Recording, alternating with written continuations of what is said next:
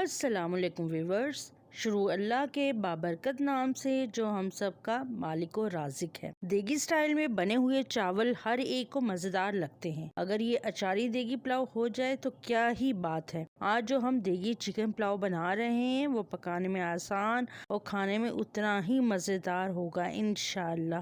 اس recipe کے ingredients میں chicken 1 کلو چاہیے۔ چکن کی یخنی بنانے کے لیے جن چیزوں کی ضرورت پڑے گی وہ یہ ہیں: بادیان کے پھول 3، تیز پات کے 2 پتے، دال چینی کے 3 ٹکڑے، بڑی الائچی 2 عدد، کالی مرچ ثابت ہونی چاہیے 9 سے 10 دانے، لونگ 7 عدد ہونے چاہیے۔ سب سے پہلے کھلے برتن میں چکن ڈال لیں اور 4 گلاس پانی آپ نے ڈالنے ہیں۔ اس کے بعد چولہے پر رکھ دیں، فلیم کو ہائی کر لیں، پھر تیز پات کے 2 پتے، لونگ، کالی مرچ ثابت، دال چینی، 1 چمچ نمک اس میں ڈال لینا ہے اور 1 چمچ خشک دھنیا پیسا ہونا چاہیے ڈال کر چمچ سے اچھی طرح مسالوں کو پانی میں مکس کر دیں۔ 1 چمچ آئل بھی آپ نے ڈال لینا ہے تاکہ برتن اس سے کالا نہ ہو، اور پانی کو ابلنے دیں۔ جب 2-3 ابال آ جائیں تو فلیم کو میڈیم کر لیں اور 15 منٹ تک اچھی طرح چکن کو گلا لیں۔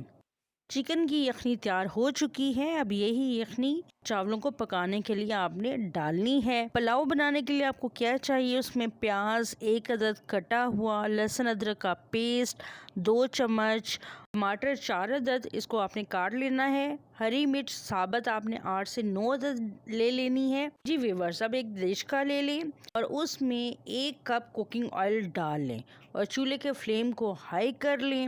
اب آپ نے اس میں پیاز ڈال لینا ہے اور اس کو بھوننا شروع کر لیں۔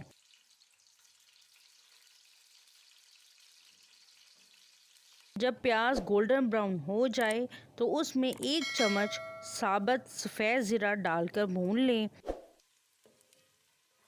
اور پیاز کا پانی نکالنے کے لیے آپ نے اس میں آدھا کپ پانی ڈال دینا ہے اور پھر اوپر سے ڈھکن دے دینا ہے۔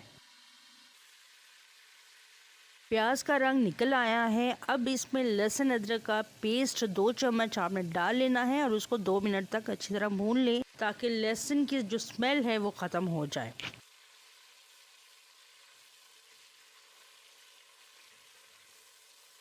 کٹے ہوئے ٹماٹر بھی اب ایڈ کر دیں اور اس کو بھی بھون لیں۔ تھوڑا سا پانی ڈال کر ٹماٹر کو گلانے کے لیے آپ نے ڈھکن دے دینا ہے۔ ٹماٹر کو بھوننے کے بعد اب اس میں ثابت ہری مرچیں بھی آپ نے ڈال دینی ہے۔ خشک مسالوں میں سب سے پہلے آپ نے دڑا مرچ 2 چمچ، خشک دھنیا پاؤڈر آپ نے 1 چمچ ڈالنا ہے، گرم مسالہ پسا ہوا 1.5 چمچ، اچار گوشت مسالہ 2 چمچ، نمک آپ نے 2 چمچ ڈالنے ہیں، 1 چمچ ہم پہلے ہی یخنی میں ڈال چکے ہیں۔